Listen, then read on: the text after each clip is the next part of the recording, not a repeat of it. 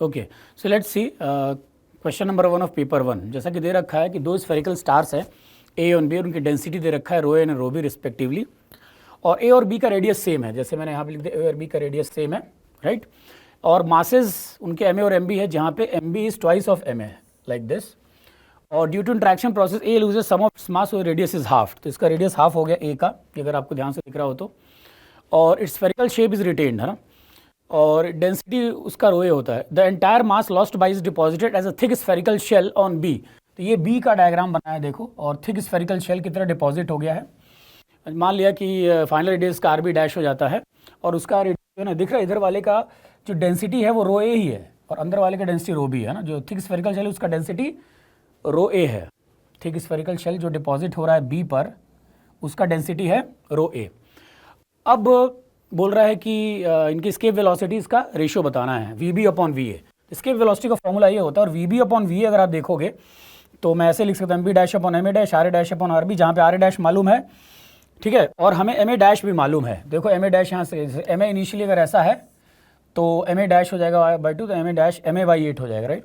अब हमारा main task है कि एक तो हमें आर बी डैश पता हो, राइट, और दूसरा हमें एम बी डैश पता हो, right.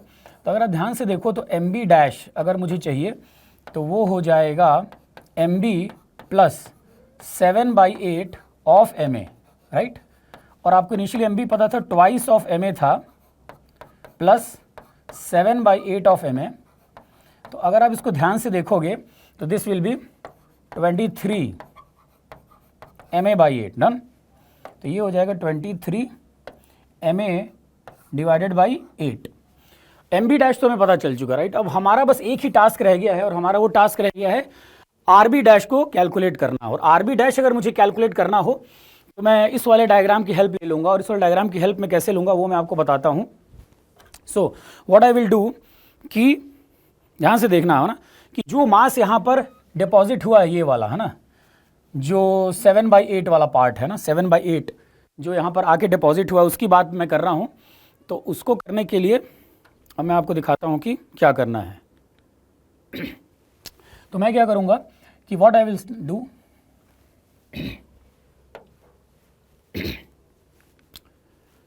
C now 4/3 pi r B dash cube minus r B cube, right, into rho A will be equal to 7/8 of M A, मतलब 7/8 of 4/3 pi, okay, and this will be equal to 4/3 pi r A cube into rho A. क्योंकि मैं पता है ना 7/8 of M A करना है, right. तो 7/8 of M A अगर मुझे करना है तो मुझे ये वाली इक्वेशन को यूज़ करना पड़ेगा, राइट।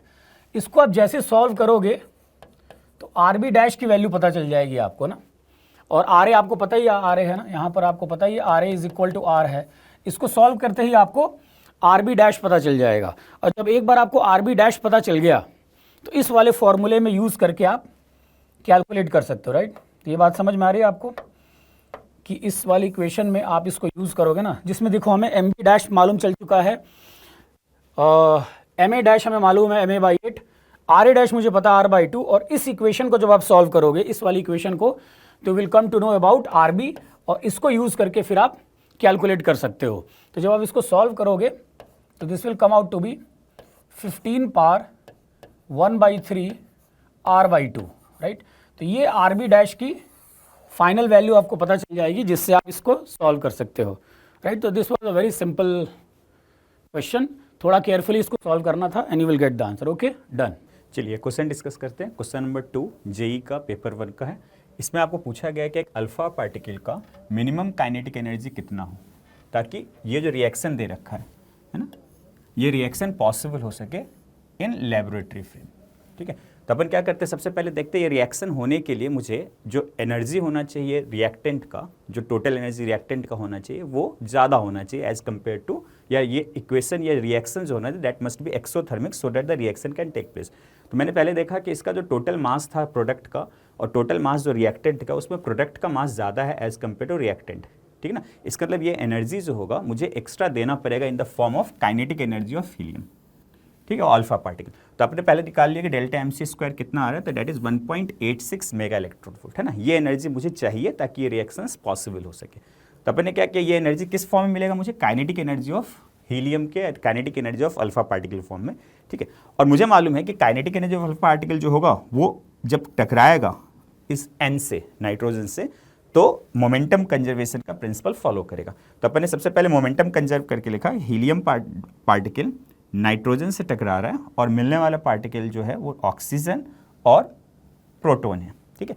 तो मैंने मोमेंटम कंजर्व किया, इसका मास 4 टाइम्स इंटू वी नॉट अपन ने मान लिया कि वेलोसिटी ऑफ हीलियम है, प्लस ये रेस्ट पे था तो equals to 0 equals to 19 V1 मैंने वेलोसिटी ऑफ ऑक्सीजन माना है और V2 वेलोसिटी ऑफ हाइड्रोजन माना है और प्रोटॉन माना है। तो यहाँ से मैंने इक्वेशन लिखा, तो ये मेरा इक्वेशन है momentum conserve, 4V0 plus 0 equals to 19V1 plus V2।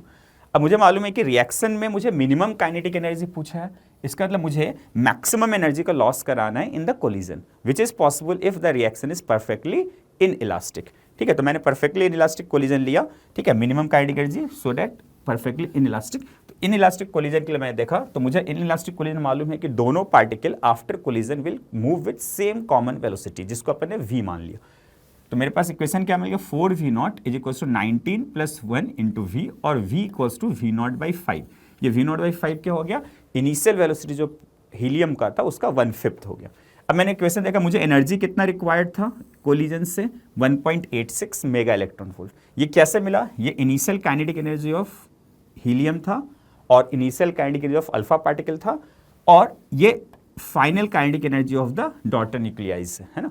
तो दोनों का डिफरेंस जो आया है ना, ये जो दोनों का डिफरेंस आया है that is energy release which is equals to 1.86 mega electron volt, ठीक है। तो यहाँ से अपन इक्वेशन कैलकुलेट किया, तो ये लिखा हुआ है half into 4 into V0 square. ये जो टर्म लिखा हुआ है this is actually kinetic energy of alpha particle जो मुझे रिक्वायर्ड है। तो ये आ गया 1 माइनस 1/5 और यहाँ से जो kinetic energy of alpha particle आया वो तुम्हारा कितना आ गया, that comes out to be 2.325 mega electron volt, ठीक है, 2.325 mega electron volt. This can be approximated as either 2.32 और 2.33 मेगा इलेक्ट्रॉन वोल्ट, ठीक है। तुम्हारा आंसर, फाइनल आंसर क्या हो गया, फाइनल आंसर एक रेंज हो गया 2.32 to 2.33 mega electron volt. Okay, so let's see question number 3 of paper 1, ठीक है। तो बोल रहा है कि in the following circuit capacitances की वैल्यू दे रखा है और चार्ज स्टोर निकालना है C3 में। तो C3 हमारा ये वाला कैपेसिटर है, राइट। तो नोड वोल्टेज एनालिसिस अगर हम अप्लाई करें तो हर जगह हमने इन नोड्स पे पोटेंशियल 0 एज्यूम कर लिया। जैसे यहाँ पर 0 एज्यूम कर लिया तो हर जगह 0 हो जाएगा, यहाँ पे 6 वोल्ट हो जाएगा, यहाँ पे 0, यहाँ पे 2 वोल्ट, यहाँ भी 2 वोल्ट, यहाँ भी 2 वोल्ट, राइट। तो अगर आप ध्यान से देखो तो C3 के क्रॉस पोटेंशियल डिफरेंस आपको दिख रहा है फिगर में 2 वोल्ट्स है, राइट। तो C3 क्रॉस पोटेंशियल डिफरेंस है 2 वोल्ट। तो चार्ज अगर चाहिए मुझे C3 के क्रॉस तो आ जाएगा C3 into potential difference across C3। और C3 अगर आप ध्यान से देखो तो इसकी वैल्यू दे रखी है 4 माइक्रोफैरेड, है ना, मल्टीप्लाइड बाई C3 की वैल्यू यहाँ से हमने सब्स्टिट्यूट कर दिया है और मल्टीप्लाइड बाई डेल्टा V3। तो डेल्टा V3 क्या है, 2 वोल्ट है, राइट। तो यहाँ से आप सॉल्व करोगे तो चार्ज अक्रॉस C3 पता चल जाए। ओके, चलिए इस क्वेश्चन को डिस्कस करते हैं। क्वेश्चन नंबर 4, इसमें क्या है, एक लेंस दे रखा है जिसका फोकल लेंथ दे रखा है 10 सेंटीमीटर, ठीक है। और इसके सामने एक ऑब्जेक्ट दे रखा है जिस ऑब्जेक्ट का साइज जो है डेट इज ऑफ 2 सेंटीमीटर और ये प्रिंसिपल एक्सिस के साथ 2π/3 रेडियन का एंगल बना रहा है। तो ये 2π/3 रेडियन है, this comes out to be π/3 radian, ठीक है। ये 2 सेंटीमीटर का ऑब्जेक्ट का लेंथ दे रखा है और P पोजीशन जो दे रखा है ना, अपने इस एंड को P मान लियो, इस एंड को Q मान लियो। तो P पोजीशन जो दे रखा है that is at a distance of 40/3 centimetre from the lens, ठीक है। और इसका इमेज जो है वो दिखा रखा है कि एंगल अल्फा बना रहा है विद द प्रिंसिपल एक्सिस, ठीक है। It is making an angle alpha with the principal axis और ये हाइट ऑफ द इमेज दे रखा है, ठीक है। मुझसे क्वेश्चन में इस अल्फा का वैल्यू पूछा है ना, we have to find the value of alpha और अल्फा को अपन π/n रेडियन से बैलेंस करके n का वैल्यू निकाल लेंगे, ठीक है। तो सबसे पहले अपन क्या करते हैं, इस P पॉइंट का इमेज का लोकेशन निकालते हैं using lens formula 1/v minus 1/u equals to 1/f। यहाँ से मुझे v निकालना है, u गिवन है 40/3 centimetre and f is 10 centimetre. Focal length of the lens is given as 10 centimetre, ठीक है। तो यहाँ से मैंने u नेगेटिव आएगा, ठीक है, तो ये v जो वैल्यू आया आपका that comes out to 40 centimetre. तो पॉइंट P का जो इमेज बन रहा है that is P dash, it is at a distance of 40 centimetre from the lens. Similarly अपन क्या करते हैं, इसका लेंथ आपका 2 सेंटीमीटर दे रखा है, तो इसका जो प्रोजेक्शन होगा, है ना, at principal axis, this comes out to 1 centimetre, ठीक है। तो 1 सेंटीमीटर डिस्टेंस एक्स्ट्रा ऐड कर देंगे 40/3, डेट इज पॉइंट Q का लोकेशन मुझे मिल जाएगा from lens. This comes out to be 40/3 plus 1, that is 43/3 centimetre, ठीक है। और सिमिलरली अपन Q का इमेज Q डैश निकाल लिया, तो Q डैश का जो वैल्यू आ रहा है that comes out to be 430/13 centimetre from the lens, ठीक है। तो मुझे P डैश और Q डैश के बीच का डिस्टेंस मिल जाएगा। कैसे मिलेगा P डैश Q डैश के बीच का distance? Distance of P dash from the lens is 40 and distance of Q dash from the lens is 430/13, ठीक है। तो इनके बीच का डिफरेंस जो आएगा वो P डैश Q डैश का लेंथ आ जाएगा। अब मुझे मालूम है इस ट्रायंगल में अपन tan अल्फा लिख सकते हैं। tan अल्फा क्या आएगा? tan अल्फा जो मिलेगा वो मिलेगा this height upon P dash and Q dash, ठीक है। तो अपन वही किया है, इस height Q dash P dash का वैल्यू आ गया 40 minus 430/13, this comes out to 19/30 centimetre, और tan अल्फा हो जाएगा that is height upon base, this comes out to 1/√3। अब tan अल्फा अगर 1/√3 है तो अल्फा का वैल्यू क्या आ जाएगा? That comes out to π/6 radian, ठीक है, π/6 रेडियन। अल्फा का वैल्यू क्या हो गया? π/6 रेडियन। देयरफॉर n जो हुआ, जो हमारा क्वेश्चन में ओरिजिनल π/n दे रखा है, तो n का जो वैल्यू आया this comes out to be 6, ठीक है। तो हमारा फाइनल आंसर क्या हो गया? 6। Thank you. सो पेपर 1 का क्वेश्चन नंबर 5 देख लेते हैं, है ना। रोटेशन का क्वेश्चन है, रोलिंग का। तो दिख रहा है कि एक डिस्क है t=0 पे, सारी बातें डिस्कस कर रहा है, स्टार्ट कर रहा है वहाँ से, starts to roll without slipping on a horizontal plane with angular acceleration alpha, है ना। और अल्फा की वैल्यू आपको दे रखा है, that is equal to 2/3, right, radians per second square, right. अब small stone is stuck to the disc, है ना, यहाँ पर है, और t=0 पे लोएस्ट पॉइंट पर है ये, है ना। किसी टाइम t पर ये दिख रहा है जो कि वैल्यू दे रखा है √π सेकेंड्स, तो stone detaches itself and flies off tangentially from the disc, ठीक है। और maximum height measured by the maximum height reached by the stone measured from the plane is this, ये दे रखा है। तो एक चीज़ अगर आप नोट करो इस सिचुएशन में जो अपन देखने वाले हैं, मैं बताता हूँ आपको, है ना, कि ये सिचुएशन है, ये मैंने दिखाया है t=√π पे, ठीक है।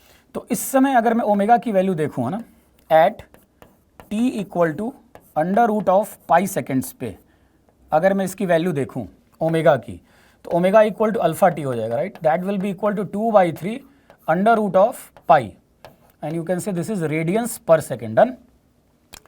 अब इसी समय इसका v भी पता कर लेते हैं, vc, and that is equal to omega into R, right. और r चूंकि 1 दे रखा है तो ये भी यही हो जाएगा, and that will be equal to 2/3, just a second, it will be equal to 2/3 √π metre per second, done, just a second, okay. ये है सिचुएशन पहले की, done. So let's proceed further. Now we know VC, है ना, at this particular time √π seconds, and we know what is omega. तो omega से हमने VC calculate कर लिया है, थीटा भी कैलकुलेट कर लेते हैं। तो कहने से theta equal to half alpha T square होगा, that will be equal to half into alpha is 2/3, right. So alpha is 2/3 and T square तो आपको दिख ही रहा है यहाँ पर, तो टी स्क्वायर को आप पाई लिख सकते हो, राइट। सो ये आ गया π/3। तो अगर आप इस सिचुएशन में देखें ध्यान से, तो थीटा जो है बेसिकली 60 डिग्री की एंगल आ गया। तो अगर ये ऐसा कुछ है तो ये वाला एंगल भी थीटा है, और इस समय थीटा की वैल्यू हमें मालूम चल चुकी है। तो मैं बोल सकता हूँ कि this angle is basically 60 degree, ठीक है ना। और फिर ये हो जाएगा 30, और जस्ट अ सेकेंड, है ना। अब इस एक चीज़ अगर आप नोट करो तो इधर दो कंपोनेंट्स है ना, एक वेलोसिटी इधर है और एक वेलोसिटी इधर है, राइट। और ये वाला एंगल मुझे पता चल चुका है कि ये 60 डिग्री है, और इसने पूछा है कि मैक्सिमम हाइट कितना अटेन कर रहा है, राइट। तो मैक्सिमम हाइट अगर आपको अटेन करना है तो ऑलरेडी देखो ये यहाँ तक तो आ ही चुका है, कि ना। इससे ये वाला जो होगा वो r/2 हो जाएगा, ये वाला, बिकॉज अगर आप ये कैलकुलेट करोगे तो ये r है ना, तो ये वाली चीज़ r cos थीटा हो जाएगी, ये वाली चीज़ जो है वो r cos थीटा हो जाएगी। कि r/2 है तो r माइनस r/2 ऑलरेडी चल चुका है और उसके बाद ही h और चल रहा है, राइट। तो मैक्सिमम हाइट अटेंड अगर मैं h की बात कर रहा हूँ that will B r/2 plus ये वाला जो h है, और इस वाले h को अगर मुझे निकालना है तो वो फॉर्मूला होता है वर्टिकल कंपोनेंट ऑफ वेलोसिटी। अगर मैं लिखूंगा तो uy² अपॉन 2g। अब जहाँ तक ये uy का सवाल है, इसका ये वाला कंपोनेंट आएगा, दिख रहा है। तो ये कहना इससे कि ये हो जाएगा vc, जिसको मैं vc बोल रहा हूँ और ये भी vc है, तो कहना इससे ये हो जाएगा vc साइन 60 डिग्री, राइट। तो vc साइन 60 डिग्री अपॉन इसका होल स्क्वायर अपॉन 2g। और एक चीज़ आपको समझ में आएगी कि प्रोजेक्टाइल मोशन बनाएगा, क्योंकि अगर ये vc है तो ये वाला दिख रहा है आपको vc/2 हो जाएगा, क्योंकि ये vc cos 60 हो जाएगा। Are you getting this point? तो ये वाला जो दिख रहा है आपको ये हो जाएगा vc cos 60 डिग्री, और ये वाला जो है वो vc साइन 60 हो जाएगा ना। तो इसको भी मैं यहाँ दिखाई देता हूँ। तो ये वाला जो कंपोनेंट है, ये वाला कंपोनेंट, ये आप कह सकते हो ये हो जाएगा vc साइन 60 डिग्री, और फाइनली कुछ इधर इसकी वेलोसिटी आएगी रिजल्टेंट, जिसकी वजह से ये फिर ये इधर मूव कर रहा होगा ना, ये ऐसे जा रहा होगा इसका पाथ, राइट। इन दोनों वेलोसिटीज़ का रिजल्टेंट ऐसा आ रहा है जिसकी वजह से इस पाथ पे जा रहा है, और हमें बस निकालना है अब यहाँ पर h, और h के लिए मैंने बता दिया आपको ऐसे लिखना है आपको, और vc आपको मालूम चल ही चुका है यहाँ पर, दिख रहा है, और साइन 60 की वैल्यू आपको मालूम है। तो फाइनली जब आप इसको इधर लिखोगे तो ये आ जाएगा vc, √3/2 को आप लिख सकते हो 3/4, और इधर आ जाएगा vc² into 3/4 divided by 2g। vc आपको ऑलरेडी पता है ये, तो आप h की वैल्यू फिर यहाँ पे लिख सकते हो, and that will be equal to 3/8g। यहाँ से दिख रहा है आपको 3/8g, और vc² जब आप लिखोगे तो ये आ जाएगा 2/3 √π होल स्क्वायर। डन। तो 2/3 √π होल स्क्वायर लिख लेते हैं। So this will be 2/3 pi under root, और इसका होल स्क्वायर मुझे लिखना है यहाँ पर, राइट। इसको मैं थोड़ा सा करके पर लिख देता हूँ। डन। बस अब इसको सॉल्व भी करना है आपको, और जब सॉल्व कर लोगे तो you will get the answer.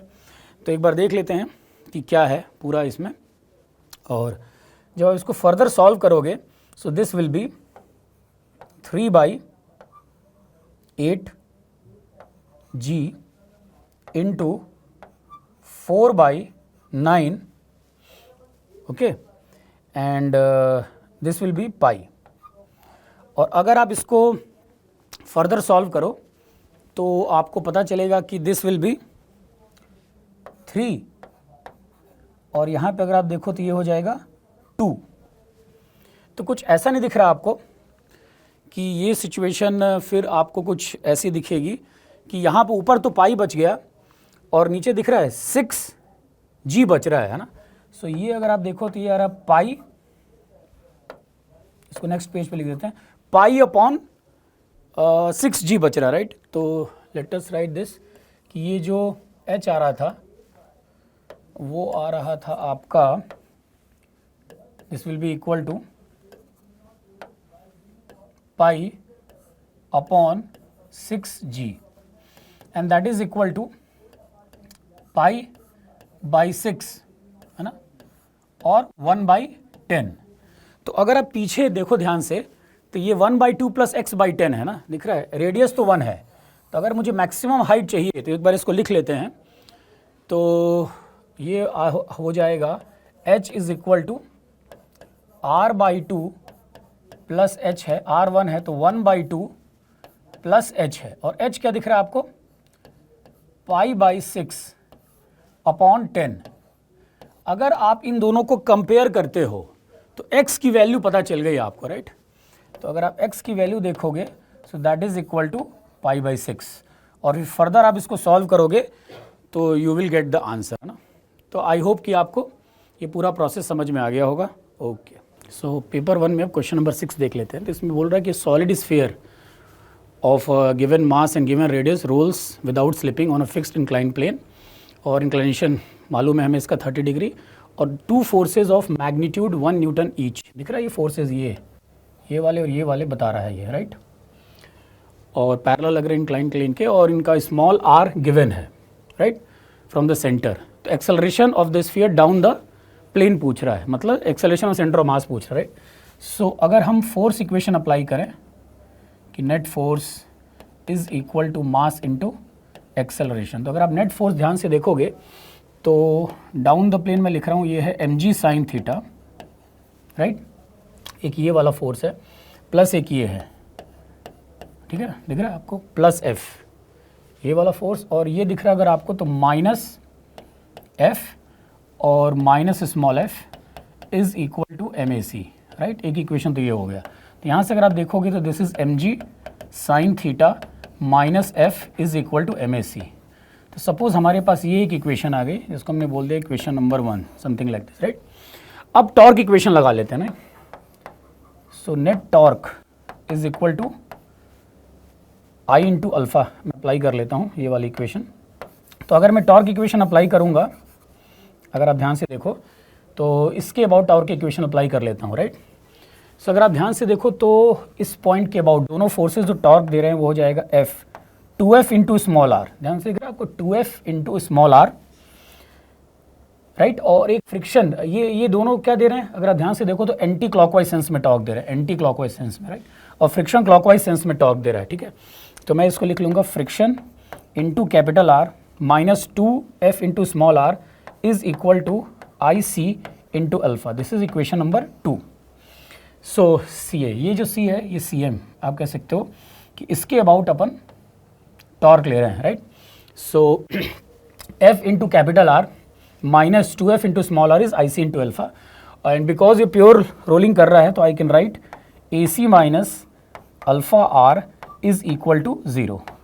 This is the third equation. जैसे आप तीनों इक्वेशंस को सॉल्व करोगे तो AC की वैल्यू पता चल जाएगी, ओके डन। चलिए इस क्वेश्चन को डिस्कस करते हैं। क्वेश्चन नंबर 7, इसमें क्या है, एक LC सर्किट दे रखा है ना, और अपन ने क्या किया, इस LC सर्किट में L का वैल्यू दे रखा है 0.1 हेनरी और C का वैल्यू दे रखा है 10⁻³ फैरेड, ठीक है। और इसको अपन एक प्लेन में रखा है, उस प्लेन के परपेंडिकुलर अपन ने एक मैग्नेटिक फील्ड लगा रखा है B0, ठीक है। B0 स्ट्रेंथ का एक मैग्नेटिक फील्ड लगा रखा है जो कि t=0 पर चेंज होना स्टार्ट हो जाता है विद दिस फंक्शन, ठीक है। अब मैग्नेटिक फील्ड चेंज होने के कारण क्या होगा, किसी लूप एरिया से अगर मैग्नेटिक फील्ड चेंज हो रहा है तो फ्लक्स चेंज होगा, मैग्नेटिक फ्लक्स चेंज होने से EMF इंड्यूस होगा। तो सबसे पहले अपन क्या करते हैं, फ्लक्स निकाल लेते हैं। फ्लक्स जो आएगा this comes out to be this much B dot A, और d∅dt that is EMF induce, this comes out to be 0.04 volt, ठीक है। तो एक EMF जनरेट हो गया 0.04 वोल्ट का, ठीक है, 0.04 वोल्ट का। अब इस EMF के कारण क्या होगा, ये कैपेसिटर पे चार्ज आएगा। तो अपन जनरल किसी टी टाइम पर अपन इक्वेशन लिखते हैं KVL का, तो बीटा that is EMF induce minus L di/dt माइनस Q/C इक्वल्स टू 0। और मैं उस केस के लिए बात कर रहा हूँ जब करंट का वैल्यू मैक्सिमम है। Current maximum means di/dt is 0, ठीक है। di/dt 0 होगा, उस वक्त जो चार्ज स्टोर्ड होगा इन the capacitor that will B maximum value. तो यहाँ से Qmax का जो वैल्यू आ गया that is beta times C, ठीक है। This is the maximum value of charge that is stored, ठीक है। और मुझे मालूम है LC ऑसिलेशंस में जो एनर्जी होगा दैट इज कंजर्व, तो ये जो टोटल एनर्जी, जो maximum energy in the capacitor है that gets converted into maximum energy in inductor, ठीक है। तो अपन दोनों का मैक्सिमम एनर्जी को बैलेंस किया है, और Qmax square upon 2C this comes out to be half L into Imax square, जो मुझे पूछा गया maximum value of current. Question पूछा था maximum magnitude of the current in the circuit is, ठीक है। तो अपने को मैक्सिमम करंट निकालना है, Imax निकालना है, तो इन दोनों को बैलेंस कर देते हैं अगर, तो यहाँ से मिल जाएगा Imax का square Qmax square upon LC, और Imax इज दिस मच, है ना। This comes out to 0.004 ampere, this can be written as 0.004 ampere को अपन लिख सकते हैं 4 मिली एम्पियर, ठीक है। तो हमारा फाइनल आंसर जो है that comes out to 4 milli ampere which is 4। Thank you. Okay, so now let's see paper 1 का क्वेश्चन नंबर 8 है ना। तो इसमें बोला कि प्रोजेक्टाइल जो हॉरिजॉन्टल ग्राउंड से फायर किया गया है, स्पीड v और प्रोजेक्शन एंगल थीटा, राइट। तो जब इसका एक्सेलरेशन टू ग्रेविटी g है तो रेंज d है, राइट। सो एक बार इतना काम हम कर लेते हैं। तो कहना इससे कि अगर d है तो d हो जाएगा 2v² cos theta sin theta upon g, right. अब बोल रहा है कि अगर हाईएस्ट पॉइंट पे उस ट्रेजेक्टरी पे प्रोजेक्टाइल एक दूसरे रीजन में एंटर कर जाता है जहाँ पे effective acceleration to gravity g dash है, राइट। तो अब बोल रहा है कि न्यू रेंज क्या होगा, ठीक है। तो वो देख लेते हैं इसके लिए। तो मान लेते हैं कि न्यू रेंज अगर d डैश है तो d/2 तक तो जा ही रहा है वो, और प्लस मुझे अगर आप ध्यान से देखो तो d1 कैलकुलेट करना है, राइट। तो d1 के लिए मैंने एक नया प्रोजेक्टाइल बना लिया यहाँ पे, और जहाँ पर दिख रहा है कि हाईएस्ट पॉइंट एच है और एक नया प्रोजेक्टाइल वी कॉस थीटा से लॉन्च किया जी डैश की फील्ड में, और ये ग्राउंड पे जब आ रहा है तो यहाँ से D1 हॉरिजॉन्टल डिस्टेंस चल रहा है, राइट। अब मुझे अगर D1 निकालना है तो D1 मुझे चाहिए वो हो जाएगा वी कॉस थीटा इंटू जो T1 टाइम ले रहा होगा, राइट। अब इंपॉर्टेंट बात यह है कि T1 अगर मुझे निकालना है तो मैं इसका जो वर्टिकल वाला कंपोनेंट उसके लिए मैं इक्वेशन अप्लाई करूँगा, that will be H equal to half g T1 square. और जहाँ तक H का सवाल है, वी नो दैट प्रीवियस वाले पार्ट से कि H की जो वैल्यू होगी वो होगी v square sine square theta upon 2g, right. तो ये H आप यहाँ पुट करोगे तो यहाँ T1 पता चल जाएगा, और वो T1 आप यहाँ रखोगे तो ये D1 पता चल जाएगा, राइट। अब मुझे अगर चाहिए D डैश की वैल्यू, तो मैं D डैश की वैल्यू अब लिख सकता हूँ यहाँ से, that will be equal to D/2 plus D1, right. और D/2 की वैल्यू यहाँ से आप सब्सटीट्यूट कर लोगे, और D1 की वैल्यू आप दिख रहा है यहाँ से, D1 की वैल्यू आप यहाँ से सब्सटीट्यूट कर लोगे, राइट, D1 की वैल्यू। तो एक बार अगर D1 की वैल्यू कैलकुलेट करने की कोशिश करें हम लोग, तो हम ऐसा बोल सकते हैं क्या, तो it will be v cos theta, है ना, इंटू T1। और T1 अगर आप ध्यान से देखो तो ये है under root of 2h upon g dash. ये ध्यान रखना, ये जी डैश है ना, पॉइंट टू बी नोटेड, ये जी डैश है, राइट। ये पॉइंट थोड़ा सा ध्यान रखना पड़ेगा आपको, जी डैश, राइट। और अब अगर आप ध्यान से देखो तो जहाँ पर हम जी डैश की वैल्यू अकॉर्डिंग टू क्वेश्चन जो दे रखा है, जी डैश की value we will put g dash is equal to g upon 0.81, right. तो अगर आप ध्यान से एक बार देख लो रिकैप कि क्या करना है हमें, तो हमें न्यू रेंज चाहिए था ये वाला, है ना। तो D डैश हमने बोला कि D/2 प्लस D1 हो जाएगा, ठीक है। और D/2 तो ये ओरिजिनल वाला जो रेंज था वो ये था, इससे D/2 पता चल जाएगा। D1 के लिए हमने क्या किया, एक नया वाला प्रोजेक्टाइल बनाया यहाँ पर, और उसको लिखा है कि D1 is equal to v cos theta into T1, right. और T1 निकालने के लिए हमने वर्टिकल वाला पार्ट लिया, that is H is equal to half g dash into T1 square. जहाँ तक H का सवाल है वो आप यहाँ से निकाल सकते हो, जो मैक्सिमम हाइट आ रहा है, v square sine square theta upon 2g, ध्यान रखना जी और जी डैश में। तो ऐसे ही मुझे अगर ये चाहिए मुझे, तो D/2 प्लस D1, और D1 के लिए फिर मैंने ये यूज़ कर लिया है अंडर 2h/g, जहाँ पे जी डैश की वैल्यू ये रखोगे। तो जैसे आप ये सब वैल्यूज पुट करोगे you will get the corresponding answer, okay, done. चलिए स्टूडेंट्स, अपन देखते हैं। A medium having dielectric constant k greater than 1 fills the space between the plates of a parallel plate capacitor. The plate have large area and the distance between them is d. Capacitor is connected to a battery of voltage V as shown. ठीक है, now both the plates are moved by distance d apart. यहाँ पर d और इसका distance increase कर दिया गया from the original positions, ठीक है। और उसमें डाइलेक्ट्रिक का विड्थ वही रखा। अपने से क्वेश्चन पूछा है electric field inside the dielectric is reduced by, मतलब इलेक्ट्रिक फील्ड अपने को चेक करनी है, कैपेसिटेंस के बारे में बात की है, वोल्टेज के अक्रॉस बात करिए, वर्क डन के बारे में बात करिए। चलो अपन देखते हैं, सबसे पहले कैपेसिटेंस की बात करते हैं। तो अगर अपन इसके कैपेसिटेंस की बात करेंगे तो आप बोल सकते हो कैपेसिटेंस अगर अपन देखें तो इसमें जब अपने पास कोई भी डाइलेक्ट्रिक स्लैब्स रखी हुई हो तो आप कैपेसिटेंस की बात कर सकते हैं। ये डाइलेक्ट्रिक अपन बना देते हैं,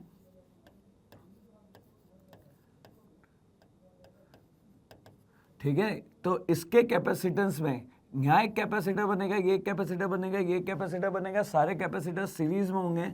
तो C can be return as, इस केस में आपको फॉर्मूला याद होगा, epsilon not A divided by T1 upon K1 plus T2 upon K2 and so on, ठीक है, अप टू इन्फिनिट। जितनी डाइलेक्ट्रिक स्लैब है उनको सबको अपन डाइलेक्ट्रिक कांस्टेंट से डिवाइड कर सकते हैं।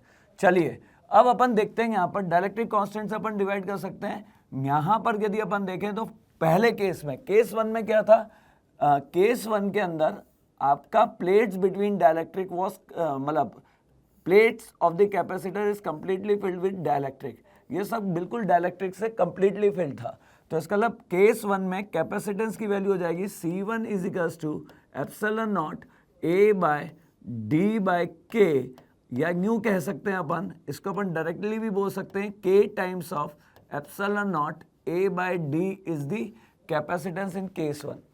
अगर अपन केस 2 की बात करें तो केस 2 के अंदर यदि अपन देखेंगे तो हाफ ऑफ द पोर्शन उसमें यदि देखेंगे तो d डिस्टेंस में आपके पास डायलेक्ट्रिक है and 2d was the distance between the plates, तो बाकी d डिस्टेंस के अंदर एयर है। तो इसका ला C2 का वैल्यू यदि अपन देखेंगे तो C2 का वैल्यू हो जाना चाहिए एप्सिलॉन नॉट A बाय, ठीक है, D डिवाइडेड बाय एयर के लिए dielectric constant is 1 and D divided by K, dielectric के लिए dielectric constant was K given था उसके अंदर।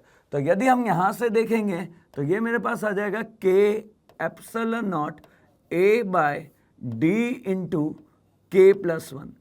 वेयर यदि अपन इसमें देखें तो K E not A by D was initial capacitance, मतलब C1 जब कंप्लीटली फिल्ड था, जब अपन ने प्लेट्स को पुल्ड अपार्ट नहीं किया तब की अपन बात करें तो वो K E not A by D था। अगर इस कंडीशन में यदि अपन देखेंगे तो यू कैन से दैट कि इनिशियल C का K प्लस 1 टाइम्स इसका डायलेक्ट्रिक हो गया। तो इसका मतलब अगर अपन देखें पिछले ऑप्शंस पे यदि अपन जाएं तो इसमें लिखा है capacitance is decrease by factor of 1 upon K plus 1, तो इसका मतलब B is the correct answer. यहाँ B अपने लिए क्या हो गया, करेक्ट आंसर हो गया। ठीक है, इसको देख सकते हैं, अपना जो कैपेसिटेंस है वो 1 upon K plus 1 of K C initial आ गया, इसलिए अपना B ऑप्शन क्या हो गया, करेक्ट हो गया। Voltage between the capacitor plate is increase by factor of K plus 1, इसको तो अपने को चेक करने की भी जरूरत नहीं थी बिकॉज बैटरी वॉज कनेक्टेड। दोनों डायग्राम में आपके बैटरी क्या है, कनेक्टेड है, और अगर बैटरी कनेक्टेड होती है तो पोटेंशियल डिफरेंस जो है कैपेसिटर के अक्रॉस वो क्या रहना चाहिए, कांस्टेंट। इसके प्लेट्स के अक्रॉस भी पोटेंशियल डिफरेंस इज V और इसके अक्रॉस भी पोटेंशियल डिफरेंस इज V। तो आप कह सकते हैं कि अल्टरनेट C इज रॉन्ग। अब अपन बात करें वर्क डन और इलेक्ट्रिक फील्ड की, तो इलेक्ट्रिक फील्ड की यदि अपन बात करें तो इलेक्ट्रिक फील्ड अपन निकाल सकते हैं। यहाँ पर आपका जो कैपेसिटेंस है वो 1 अपॉन K प्लस 1 टाइम्स हो गया। तो इसका मतलब यहाँ पर यदि अपन देखेंगे तो जो चार्ज आया होगा, क्योंकि बैटरी वॉज कनेक्टेड, तो बैटरी वॉज कनेक्टेड, तो इसका मतलब अपन चार्ज की जो वैल्यू आएगी वो वैल्यू जो हो जाएगी वो आपके पास हो जाएगी इनिशियल कैपेसिटेंस का 1 बाय K टाइम्स हो गया। तो इसका मतलब Q not upon K plus 1 is the value of charge. Reason being charge is C into V। तो आपने बोला बैटरी कनेक्टेड है तो V इज सेम, लेकिन C का वैल्यू 1 अपॉन K प्लस 1 हो गया है। तो अगर इसकी प्लेट पे चार्ज Q था तो नया charge Q upon K plus 1 आ जाएगा। Some of the charge will flow inside the battery, या work is done on the battery. अब यदि अपन यहाँ पर बात करें तो इसका इलेक्ट्रिक फील्ड जो होता है, इलेक्ट्रिक फील्ड का अपन बोल सकते हैं electric field between the plates of a capacitor is sigma, मतलब charge per unit area upon epsilon naught. ठीक है, एक की वजह से सिग्मा अपॉन 2 नॉट होगा, नेगेटिव चार्ज की वजह से भी सिग्मा अपॉन 2 नॉट होगा। ठीक है, तो ओवरऑल क्या लिख सकते हैं, सिग्मा अपॉन ई नॉट। तो इसका मतलब ये बोला जा सकता है Q upon A epsilon naught.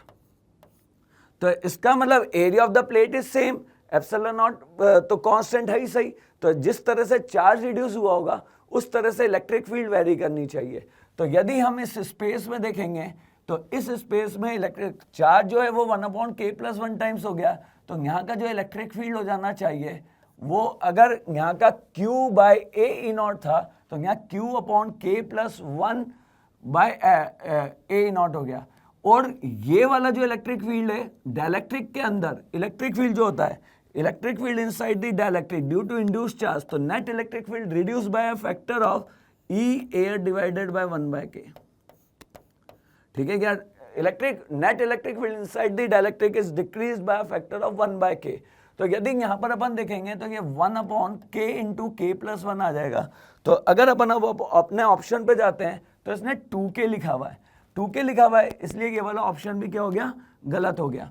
ठीक है, यहाँ पर इलेक्ट्रिक फील्ड जो होनी चाहिए वो अपनी 1 upon K into K plus 1 factor times change हो रही है।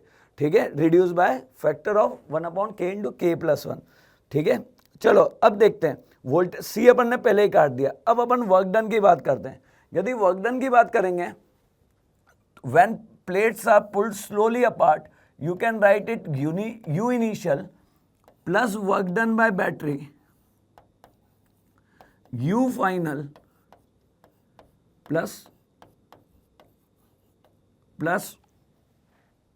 Work done by an external agent.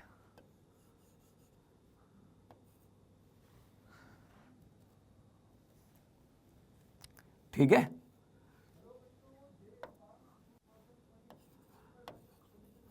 अब यदि अपन देखेंगे तो इनिशियल एनर्जी जो है, तो इनिशियल एनर्जी अपनी कैपेसिटेंस पर डिपेंड कर रही है, या इनिशियल एनर्जी को अपन बोल सकते हैं e not A by d को यदि मैं सी ले लूँ तो it can be written as k times of c not, और नई एनर्जी जो हो जाएगी वो अपने पास हो जाएगी के सी नॉट डिवाइडेड बाय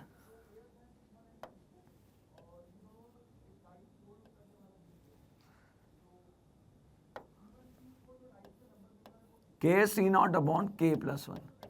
अब अपन यू इनिशियल की बात करें तो U initial can be written as half c initial that is k C not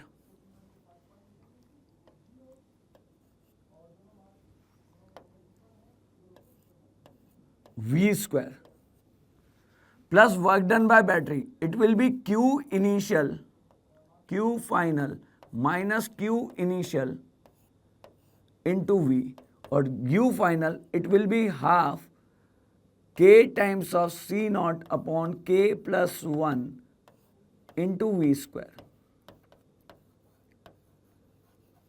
अब यदि हम यहां से देखें तो इसका लाइक यहां पर ये वाला जो टर्म आ रहा है Q final minus Q initial में भी K का फैक्टर आ रहा होगा, वोल्टेज तो अपना कांस्टेंट है, और अपना हाफ सी वी स्क्वायर यदि अपन कॉमन निकाल रहे हैं तो यहां से अपने पास टर्म आ जाएगा हाफ सी वी नॉट का स्क्वायर इंटू के माइनस ऑफ के अपॉन के प्लस 1। ठीक है, के भी अपन बाहर ले लेते हैं तो it will become 1 minus 1 upon k plus 1। तो यदि k plus 1 minus 1 किया तो k upon k plus 1 आ जाएगा, तो इसका मतलब ये हो गया k square c v square by 2 into k plus 1। Similarly यहां पर चार्ज फ्लो की बात करें तो charge is flown on the battery, work is done on the battery, by the battery नहीं हुआ, वर्क जो है वो बैटरी के ऊपर हुआ है, तो इसका लगे साइन नेगेटिव आ जाएगा। ठीक है, और यहाँ पर Q final minus Q initial की बात करें तो इसका मतलब अपन पहले लिख सकते थे K c not V was the Q initial, और Q फाइनल की यदि अपन बात करेंगे तो it will be K c not V upon K plus 1। तो इसका लग Q final minus Q initial की यदि अपन बात करेंगे तो इसका मतलब अपन K सी नॉट को कॉमन निकाल सकते हैं। ठीक है, K सी नॉट को कॉमन निकाल सकते हैं। ठीक है, it will B 1 upon K plus 1 minus of 1 Q final minus Q initial करूंगा तो इसका लग यहां से क्या आ जाएगा minus of K c not V not upon K plus 1। अब देखिए यदि अपन यहां पर रखेंगे तो इसको अपन v से मल्टीप्लाई कर देंगे, यहां पर 2 का फैक्टर आ रहा है और यहां पर ये 2 का फैक्टर नहीं आएगा, इसका मतलब work depends upon dielectric constant, value of dielectric constant पे डिपेंड कर रहा है। लिख देता हूं यहां पर, तो इसका वैल्यू हो जाएगा minus of K C naught V naught square upon के प्लस 1। ठीक है, तो ये वाला टर्म अपने पास आ जाएगा माइनस ऑफ 1/2। ठीक है, माइनस ऑफ 1/2 इंटू के सी नॉट वी नॉट अपॉन के प्लस 1, मतलब के का फैक्टर क्लियरली दिख रहा है। अगर के का फैक्टर क्लियरली दिख रहा है तो आपने बोला work done in the process does not depend, तो डज नॉट डिपेंड का मतलब आपने बोला डिपेंड कर रहा है डाइलेक्ट्रिक कांस्टेंट के ऊपर, इसलिए ये वाला आंसर भी क्या हो गया रॉन्ग। तो हम यहां से क्लियरली कह सकते हैं कि इस क्वेश्चन का जो आंसर होगा वो क्या होगा बी। ये तो मैंने आपको सॉल्व करके बताया, लेकिन यदि वैसे भी अपन देखें तो देखिए सी ऑप्शन को आप वैसे ही हटा सकते थे। ठीक है, इसको सॉल्व करने की जरूरत नहीं थी क्योंकि बैटरी में वोल्टेज रिमेन कांस्टेंट, और हमें मालूम है कि डाइलेक्ट्रिक स्लैब के ऊपर आपका जो मटेरियल है उसके डाइलेक्ट्रिक के ऊपर जो आएगा वो आपका वर्क डिपेंड करेगा, क्योंकि के सी नॉट जो भी टर्म आएगा उसके अंदर के वाली टर्म जरूर आएगी कैपेसिटेंस के अंदर। ठीक है, और या तो वो दोनों कैंसिल आउट हो जाते हैं, जो कैंसिल आउट नहीं हो सकते हैं। ठीक है, क्योंकि वर्क तो कुछ करना ही है, तो इसका मतलब बी वाला ऑप्शन को भी अपन हटा सकते थे और ए ऑप्शन को अपन आसानी से चेक कर सकते थे, तो थोड़ा सा इसको फास्ट भी किया जा सकता था और आंसर क्या हो जाएगा इसका बी हो जाएगा। क्लियर है यहाँ तक? चलिए इस क्वेश्चन में यदि अपन देखें तो E1 का वैल्यू अपने को 12 वोल्ट दिया हुआ है, E2 का वैल्यू अपने को 6 वोल्ट दिया हुआ है, और सारे रजिस्टर जो हैं ये 1 ओम रजिस्टेंस के हैं। अगर सारे रजिस्टर 1 ओम रजिस्टेंस के हैं तो इसका मतलब ये वाला सर्किट जो है ये सिमेट्रिक है इस एक्सिस के अबाउट। जैसा ऊपर का सर्किट है वैसा ही नीचे का सर्किट है। जो पोटेंशियल डिफरेंस R5 के अक्रॉस आना चाहिए वही पोटेंशियल डिफरेंस R6 के अलॉन्ग भी आना चाहिए। इसका अलग यदि इसका पोटेंशियल 1 है, इसका पोटेंशियल 2 है, तो potential of 2 is equal to potential of 3।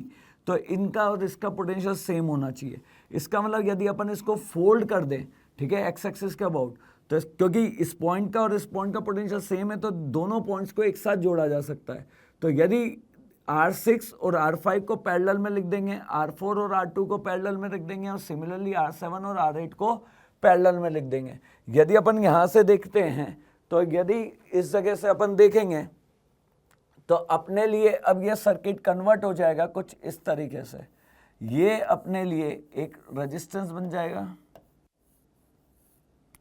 ये 1 ओम रेजिस्टेंस, ये 1 ओम रेजिस्टेंस, ये 12 वोल्ट का बैटरी, ये 6 वोल्ट का बैटरी, ये पैरेलल में रेजिस्टेंस आगे होंगे। तो 1 और 1 का पैरेलल यदि सॉल्व करेंगे तो ये हाफ ओम का रेजिस्टेंस, यहाँ भी अपने पास एक रेजिस्टेंस पैरेलल में आ गया होगा।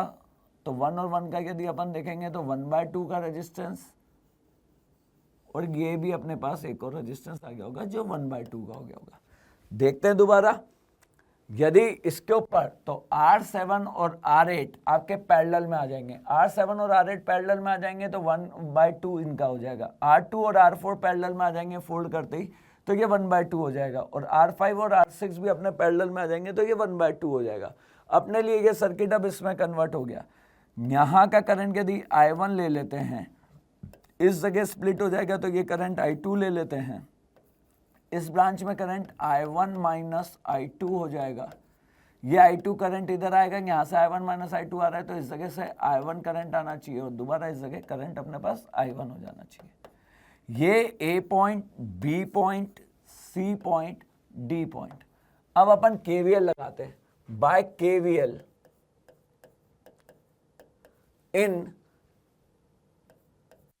A, B, C, A B C A में KVL लगा रहा हूं, तो बैटरी के सेकंड टर्मिनल पे जा रहा हूं तो +6, इस जगह करंट की डायरेक्शन में जा रहा हूं तो -1/2 times of I2, 1/2 times of I2 हो जाएगा। सही है, करंट की डायरेक्शन में नेगेटिव आएगा। करंट के अपोजिट जा रहा हूं, करंट के अपोजिट जा रहा हूं तो 1 - 2, करंट के अपोजिट हायर पोटेंशियल की तरफ जा रहे हैं इसलिए प्लस साइन यूज किया मैंने, डिवाइडेड बाय 2। रेजिस्टेंस 1/2 था तो I इंटू R किया तो I1 माइनस I2 इंटू 1/2 कर दिया। यदि अपन यहां से देखेंगे करंट की डायरेक्शन में जा रहा हूं तो वापस -I2 इंटू रेजिस्टेंस की वैल्यू 1 है इज इक्वल्स टू 0 आना चाहिए। इसको सॉल्व करें तो +6 -1/2 I2 यहाँ पर, -1/2 I2 यहाँ पर, और -I2 यहाँ पर, तो it will B -2 I2 plus I1, ठीक है, by 2, which can be return as 0 is equals to 0, which can be return as 4I2 minus of 4I2, ठीक है, माइनस ऑफ I1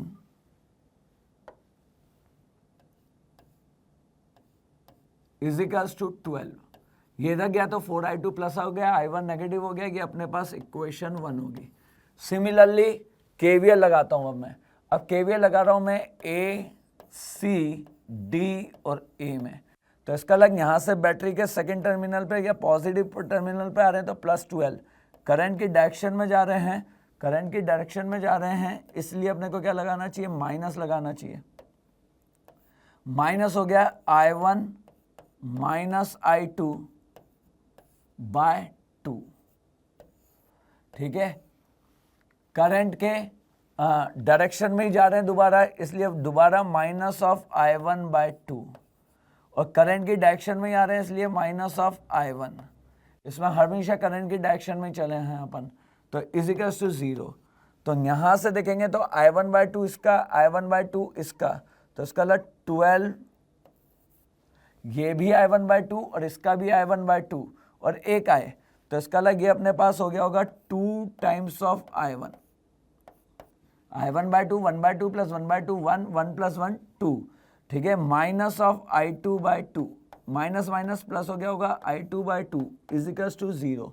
तो इस इक्वेशन को अपन लिख सकते हैं, इस इक्वेशन को अपन लिख सकते हैं 4 टाइम्स ऑफ, इधर जाएगा तो ये प्लस में बन जाएगा, तो 4 टाइम्स ऑफ I1, ठीक है, minus of I2 is equals to 24। एक बात चेक कर लें, ठीक है, ये अपने पास इक्वेशन 2 होगी। अगर इसको 4 से मल्टीप्लाई कर दूं, 4 से मल्टीप्लाई कर दूंगा तो मेरा I2 कैंसिल आउट हो जाएगा, और 4 16, तो ये आ जाएगा 15 times of I1, 15 times of I1, 4 से मल्टीप्लाई कर दिया तो इसका लग ये हो गया होगा 96, ठीक है, 96 प्लस 12, ठीक है, 4 16 8 96, तो I1 is equals to 108 divided by 15, ठीक है, 108 डिवाइडेड बाय 15। यदि हम यहाँ से देखेंगे तो I1 जो हो गया वो मैंने इसमें माना था, 108 डिवाइडेड बाय 15 यदि अपन देख रहे हैं तो इट इज नियरली 7.2, तो 7.2 I1 का वैल्यू आ गया। I1 का वैल्यू 7.2 का मतलब हो गया, I1 का वैल्यू 7.2 का मतलब हो गया, I1 मैंने इसमें माना था तो इसका 7.2 एम्पियर करंट यहाँ पर होनी चाहिए। तो इसका ये मतलब है R1 के अंदर 7.2 मतलब A is the correct answer. यदि A करेक्ट आंसर है, अब अपन आगे चलते हैं, ठीक है,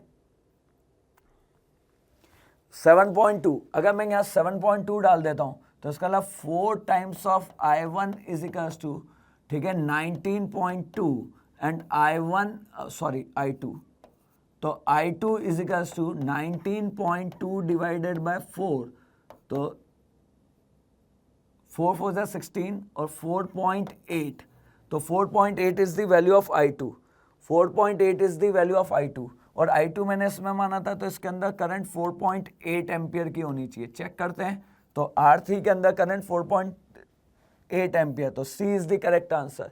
अगर ये 4.8 एम्पियर है, अब सिमेट्री से देखें तो ये और ये पॉइंट सिमेट्री के और बिल्कुल पैरेलल में आए थे, तो इसके अंदर 2.4 एम्पियर की करंट होनी चाहिए।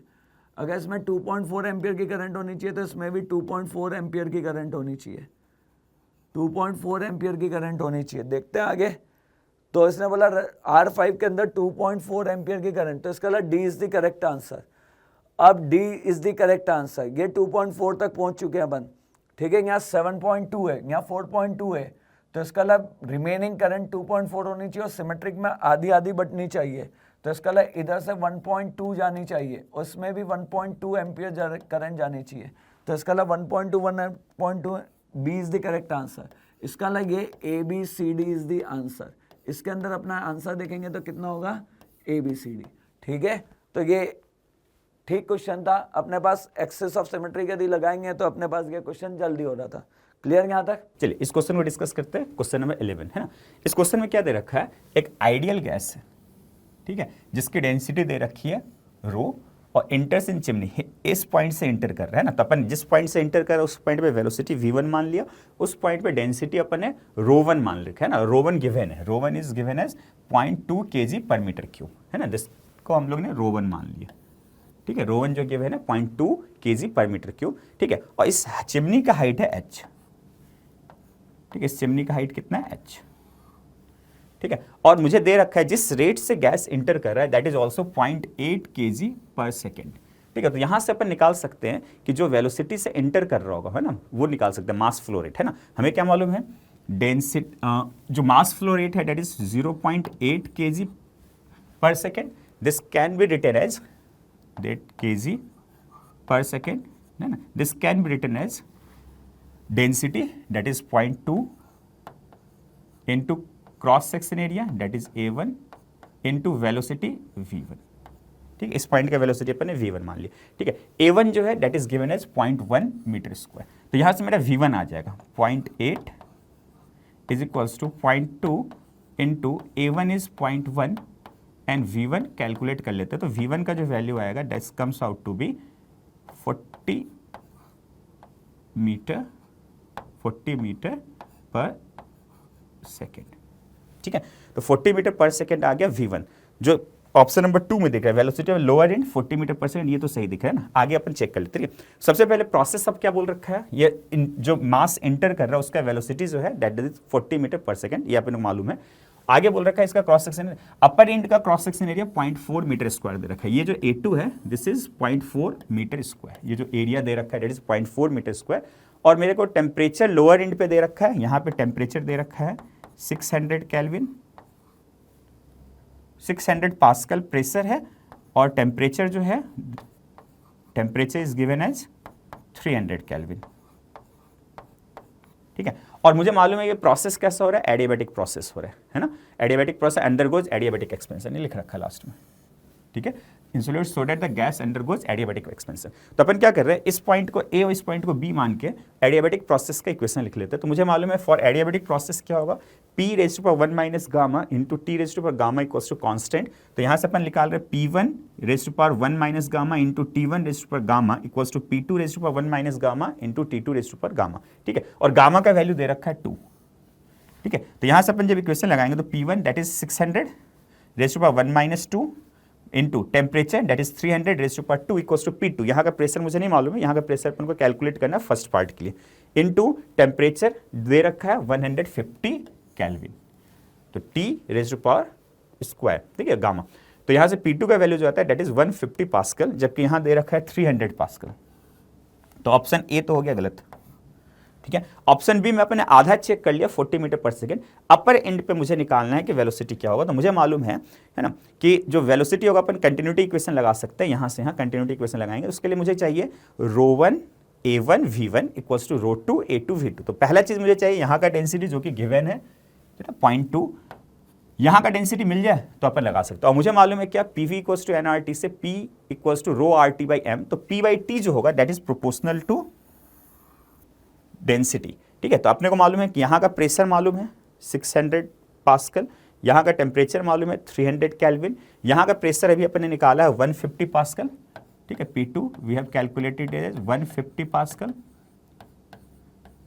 और टेम्परेचर दे रखा है गिवन है T2 दैट इज 150 केल्विन।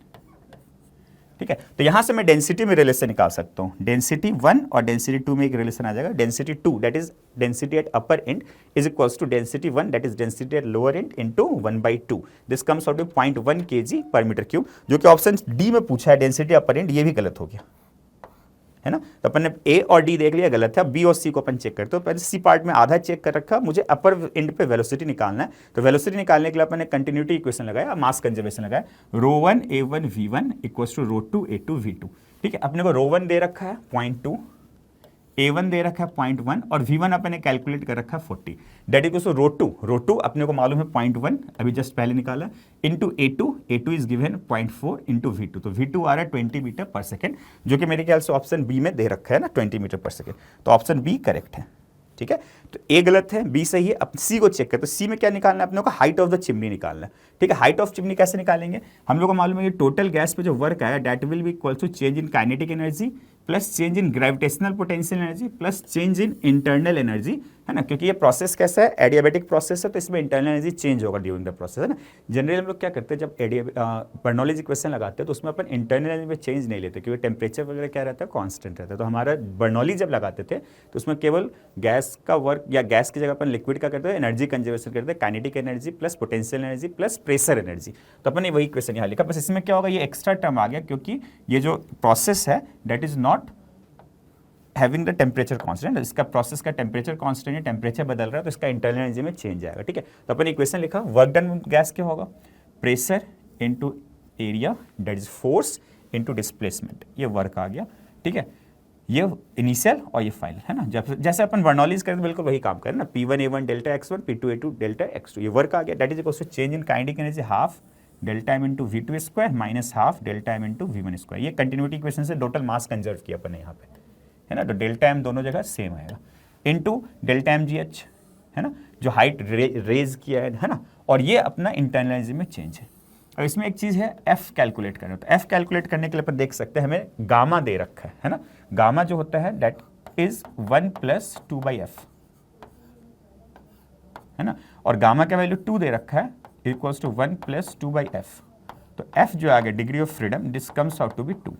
ठीक है, तो ये हमें ध्यान रखना है, डिग्री ऑफ फ्रीडम यहाँ 2 लेना है क्योंकि गिवन कंडीशन में गामा का वैल्यू 2 दे रखा है। ठीक है ना, तो डिग्री ऑफ फ्रीडम 2 लेके अपन सॉल्व कर रहे हैं। ठीक है, तो यहाँ से अपन रीअरेंज करेंगे। ये क्या लिखा हुआ है, nRT2 - nRT1 that is P1 × V1 - P2 × D2। तो अपन वही इसको क्लब किया तो ये मिल गया 2 टाइम्स P1 डेल्टा V1 और डेल्टा m से डिवाइड कर दिया अपन ने दोनों तरफ, है ना, minus 2 times P2 × delta V2 by delta m equals to, यहाँ डेल्टा m चला गया तो V2 - V2² - V1² / 2 प्लस रो जी, यहाँ से कैलकुलेट करने पे प्लस GH, यहाँ से कैलकुलेट करने पे मेरा H का जो वैल्यू आ रहा है this comes out to be 360 metre. ठीक है, तो हमारे ऑप्शन में जो दे रखा है वो दे रखा है 590 मीटर, है ना। तो ये ऑप्शन सी भी क्या हो गया, गलत हो गया। तो हमारा फाइनल आंसर क्या हो गया, केवल B. Our final answer is only B, है ना। हाँ, 590 मीटर अगर आएगा, अगर अपन, है ना, इसमें ये इंटरनल एनर्जी में चेंज इंक्लूड ना करे तो 590 मीटर आता है, लेकिन हमें मालूम है कि इससे टेम्परेचर चेंज हो रहा है तो इंटरनल एनर्जी में चेंज आएगा। This comes out to be 360 metre. तो हमारा जो फाइनल आंसर है that is only Bombay. Thank you. Okay, so paper 1 का क्वेश्चन नंबर 12 देख लेते हैं। तो इसमें दिख रहा है 3 प्लेन मिरर्स हैं जो इक्विलेटरल ट्रायंगल बना रहे हैं और एक स्मॉल होल यहाँ पे दे रखा है और इफ यू सी की L greater than 0 बोल रहा है वो, और there is a small hole at a distance L greater than 0 from one of the corners shown in the figure and the ray of light is passed through the hole at an angle theta and can only come out through the same hole, ऐसा बोल रखा है ना। Cross section mirror configuration and the ray of light on same plane, right. कौन कौन से statements true है ये बोल रहा है ना। जैसे रे of light will come out for theta equal 30 degree, right, for small L lying between 0 and capital L। तो उसके लिए जैसे अगर हम स्टार्ट करें तो मान लेते हैं कि अगर ये वाला एंगल 30 डिग्री है और ये 60 डिग्री है तो रे ऐसे जाएगा, तो ये 30 हो गया। तो आप दिख रहे हैं ना, ये वाला एक राइट एंगल ट्राइंगल बन गया, राइट। तो एक राइट एंगल ट्राइंगल बन गया, मतलब रे जो है वो दिख रहा है आपको, ये रे स्ट्राइक कर रही है परपेंडिकुलरली। तो परपेंडिकुलरली रे स्ट्राइक करेगा तो उसी पाथ पे वापस लौट आएगा, तो रिट्रेस हो जाएगा, दिख रहा है। तो ये गया और पाथ रिट्रेस हो गया, परपेंडिकुलर स्ट्राइक करने से पाथ रिट्रेस हो गया। तो ray will come out for theta equal to 30 degree. तो बिल्कुल सही है, ray will come out for theta equal 30 degree. और कितना रिफ्लेक्शन कर रहा है ये, 1 रिफ्लेक्शन, राइट। फर्स्ट पार्ट तो हो गया। अब बी पार्ट पे आते हैं कि L इक्वल टू L/2 के लिए, और there is an angle for L equal to L/2 at which the ray of light will come out after 2 reflections. तो जैसे मान लेते हैं कि ये 60 डिग्री के एंगल पे ही आया और L/2 के लिए हम इसको देख रहे हैं, राइट। तो 60 डिग्री के एंगल पे आया तो ये भी 60 डिग्री के एंगल पे हो गया, ये भी 60 डिग्री का एंगल हो गया, और दिख रहा है यहाँ पे जाके टकराएगा यहाँ पे ना, तो ये भी एक L/2 हो गया, तो ये भी L/2 हो गया। ध्यान से देखो, तो एक गया यहाँ रिफ्लेक्शन की और बाहर आ गया, दिख रहा है। तो ray will come out after 2 reflections, 2 reflections हो रहे हैं 60 डिग्री के एंगल के लिए। ऐसे गया, टकराया, फिर यहाँ टकराया और वापस आ गया। तो L equal to small L equal L/2 और angle theta equal to 60 degree के लिए अगर आप ध्यान से देखो तो 2 रिफ्लेक्शंस करके ये रे बाहर निकल के आ जा रहा है, राइट, ओके। और अगर आप इसका देखो C part, the ray of light will never come out for, तो अभी तक तो ए और बी दोनों सही आ रहे हैं, राइट। ए और बी अभी तक दोनों सही आ रहे हैं, करेक्ट आ रहे हैं। The ray of light will never come out for theta equal 60 degree and small equal L/3। इसके लिए देख लेते हैं, स्मॉल L/3 है और ये 60 डिग्री का एंगल अगर हम ले रहे हैं तो ध्यान से देख रहे हो आप, यहाँ पे भी जब टकराएगा तो ये वाला एंगल भी 60 डिग्री है। एक रिफ्लेक्शन यहाँ की, एक रिफ्लेक्शन, फर्स्ट रिफ्लेक्शन यहाँ, सेकंड रिफ्लेक्शन यहाँ, फिर यहाँ पे आएगा थर्ड रिफ्लेक्शन, फिर यहाँ पे ये दिख रहा है फोर्थ रिफ्लेक्शन, फिर यहाँ पे दिख रहा है फिफ्थ रिफ्लेक्शन, और ये बाहर निकल के आ गया, देखो ध्यान से ना।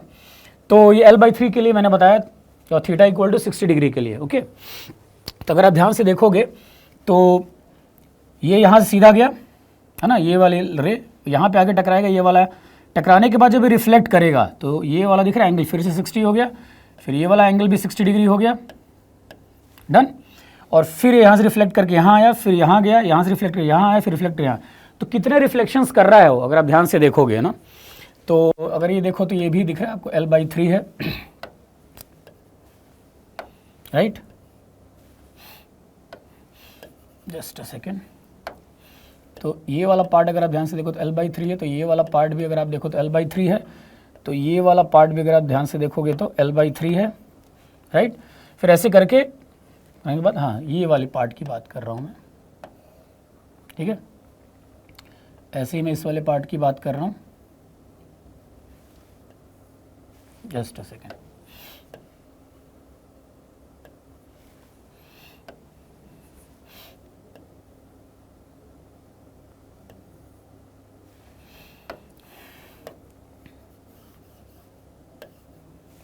मैं आपको ऐसे बता देता हूँ कि ये वाला जो पार्ट है ना, यहाँ से लेकर यहाँ तक वाला जो पार्ट है, ये वाला जो पार्ट कितना, इसका लेंथ कितना L/3 हो गया, राइट। ऐसे इसका L/3 हो गया।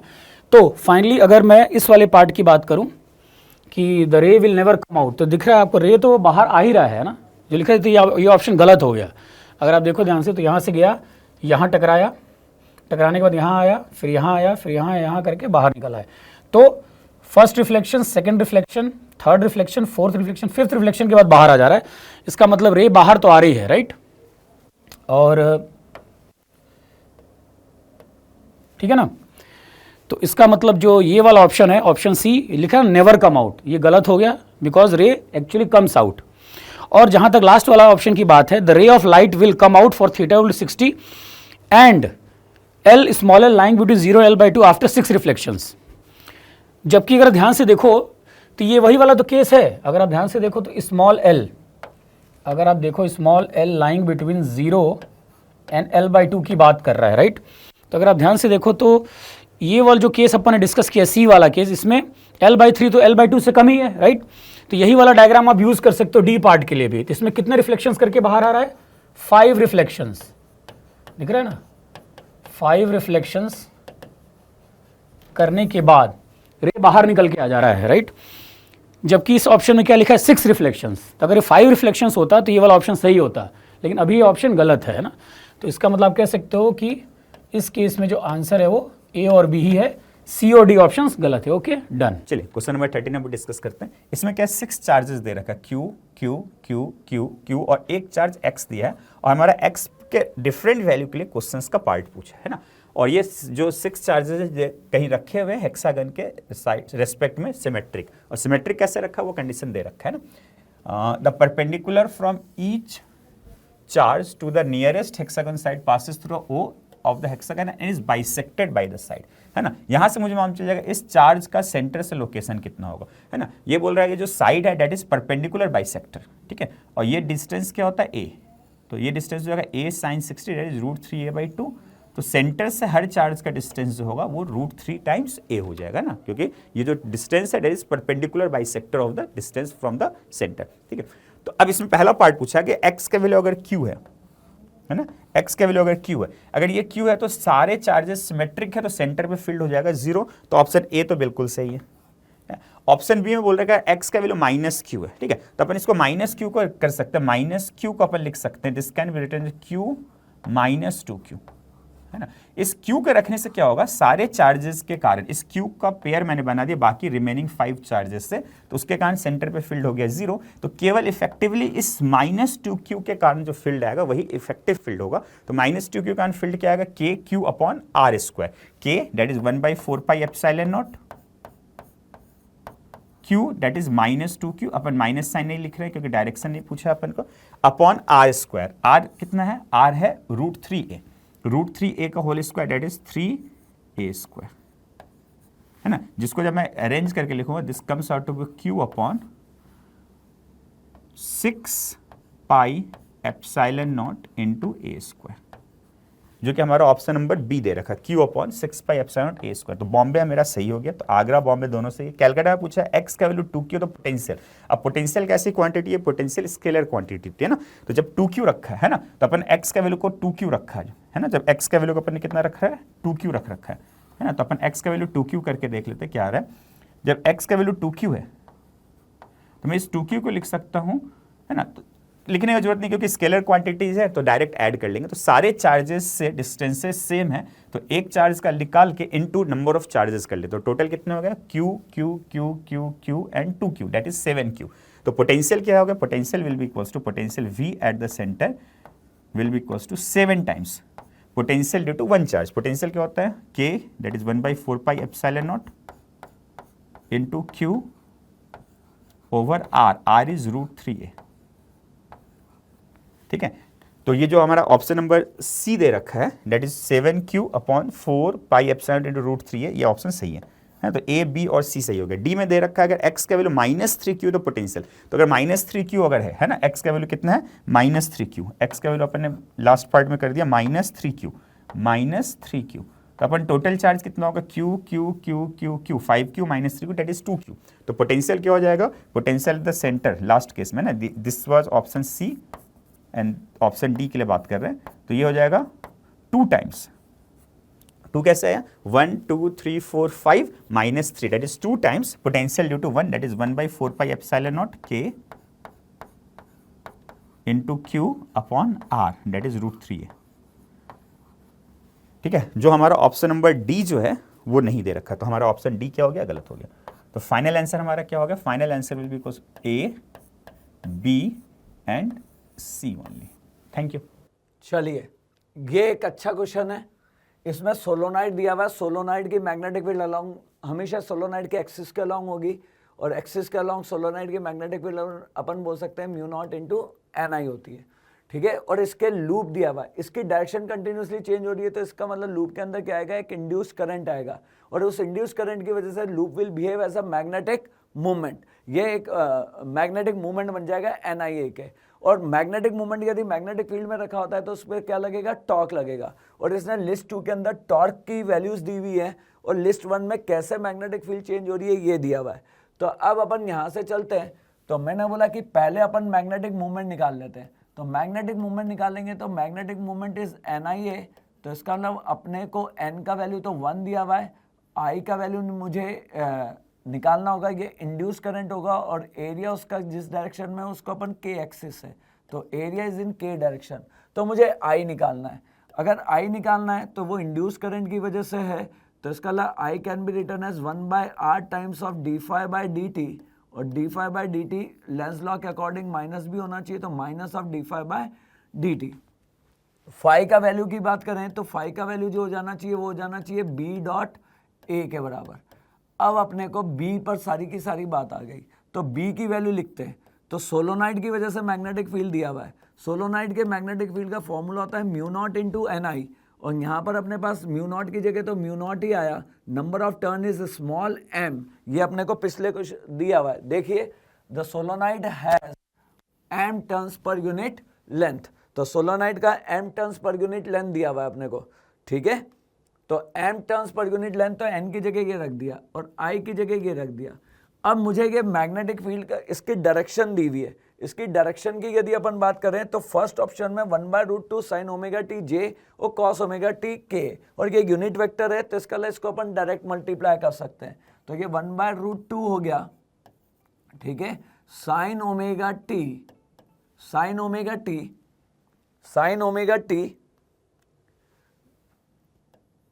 j,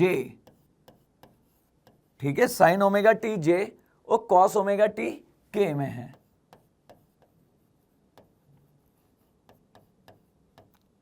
ये अपने पास मैग्नेटिक फील्ड का वैल्यू हो गया, लेकिन मुझे फ्लक्स चाहिए B.A, और मेरा जो एरिया वेक्टर है कॉइल का, एरिया वेक्टर z एक्सिस के अलोंग है, तो area vector can be written as A0 k।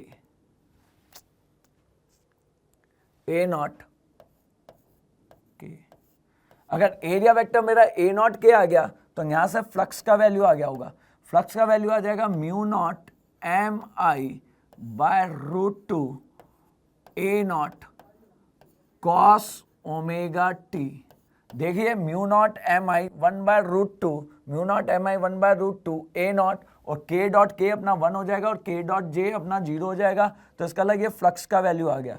d∅/dt करेंगे तो d∅/dt करेंगे तो μ0 mi, ठीक है, A0 omega sine ωt, cos का डिफरेंशिएशन माइनस होता है, ठीक है, और d∅/dt का एक माइनस और आएगा तो माइनस माइनस प्लस हो गया, ये divided by r is the current. अब इस करंट को यदि ये मेरे पास करंट का वैल्यू आ गया, अगर ये करंट का वैल्यू आ गया तो इस करंट की वैल्यू को मैं अगर एरिया वेक्टर से मल्टीप्लाई कर दूंगा तो मेरे पास मैग्नेटिक मूवमेंट आ जाएगा, मैग्नेटिक मूवमेंट आ जाएगा μ0 mi, ठीक है, एरिया से मल्टीप्लाई कर दिया, A naught square omega sine omega T, ठीक है, बाय आर, ठीक है। और मैग्नेटिक मोमेंट एरिया वेक्टर की डायरेक्शन में होना चाहिए, तो magnetic moment is in direction of K. अब मेरे पास लेकिन उसने टॉर्क पूछा है, तो torque can be written as, torque होगा वो कैसे लिखा जाएगा, एम क्रॉस बी से लिखा जाएगा। टॉर्क की वैल्यू एम क्रॉस बी से लिखी जाएगी, तो मेरे पास यहाँ पर एक के आ रहा है, यहाँ भी के आ रहा है, तो के क्रॉस के जो हो जाएगा वो तो 0 हो जाएगा, ठीक है, एम क्रॉस बी, तो के क्रॉस जे वाला टर्म बनना चाहिए।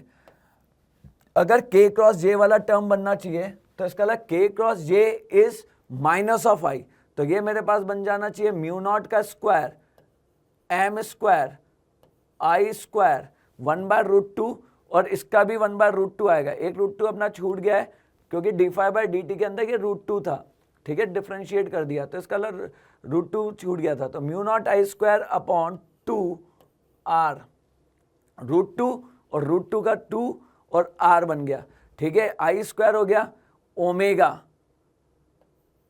ओमेगा भी स्क्वायर में हो जाएगा क्योंकि मेरे पास करंट के अंदर भी मतलब मैग्नेटिक मोमेंट के अंदर भी ओमेगा आ रहा है, ठीक है, और इसका ओमेगा है तो ओमेगा स्क्वायर में नहीं आ रहा, यहाँ साइन ओमेगा टी है और अपने पास के क्रॉस जे कर रहे हैं तो ये साइन स्क्वायर ओमेगा टी हो जाना चाहिए, साइन स्क्वायर ओमेगा टी होना चाहिए, ठीक है। और के क्रॉस जे कर रहे हैं क्योंकि एम क्रॉस भी निकाल रहे हैं, K cross J is minus of I, sorry minus of I. अब यहां से अपन देखते हैं, उसने म्यू नॉट स्क्वायर दिया हुआ है, म्यू नॉट स्क्वायर दिया हुआ है, एम स्क्वायर दिया हुआ है, ठीक है, एरिया का स्क्वायर मेरा मैग्नेटिक मोमेंट का था वो एरिया का स्क्वायर दिया हुआ है, तो इसका मतलब अपने पास mu naught square A square M square I square omega by 2r, mu naught square M square I square A square omega by 2r, ये पूरी टर्म की वैल्यू उसने अल्फा दी हुई है, ये पूरी टर्म की वैल्यू अल्फा दी हुई है, और साइन स्क्वायर π/6 ओमेगा यदि यहाँ पर रख देता हूँ, माइनस आई मेरे पास सही π/6 ओमेगा यदि मैंने यहाँ पर रख दिया तो इसका मतलब साइन 30 का वैल्यू 1/2, 1/2 का स्क्वायर 1/4, तो ये α/4 माइनस आई आना चाहिए, तो α/4 माइनस आई आना चाहिए, तो इसका मतलब हमारा पहले का α/4 मतलब इसका आंसर क्यू मैच होना चाहिए। क्यू हमारे दो ऑप्शन में, ए में और सी में। अब मुझे फोर्थ को चेक कर लेना चाहिए क्योंकि फोर्थ में एक में टी दिया हुआ है और एक में आर दिया हुआ है, तो अपन देखें तो फोर्थ में सिर्फ इतना सा अंतर है कि sine is replaced by cos omega T, ठीक है, cos omega t is replaced by sine omega t. तो अब अपन सिर्फ चेंजेस की बात करते हैं, तो यहां पर मेरे पास साइन ओमेगा टी की जगह कॉस ओमेगा टी आना चाहिए,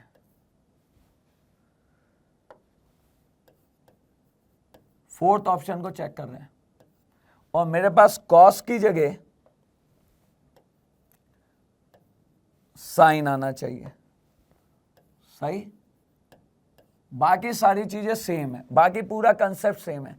जब इसको के से क्रॉस प्रोडक्ट किया तो के डॉट के आपके पास क्या होना चाहिए, क्योंकि मैं फ्लक्स निकाल रहा हूं, तो के डॉट के मेरे पास 1 आना चाहिए, तो मेरे पास ये जो cos will be converted into sine आना चाहिए।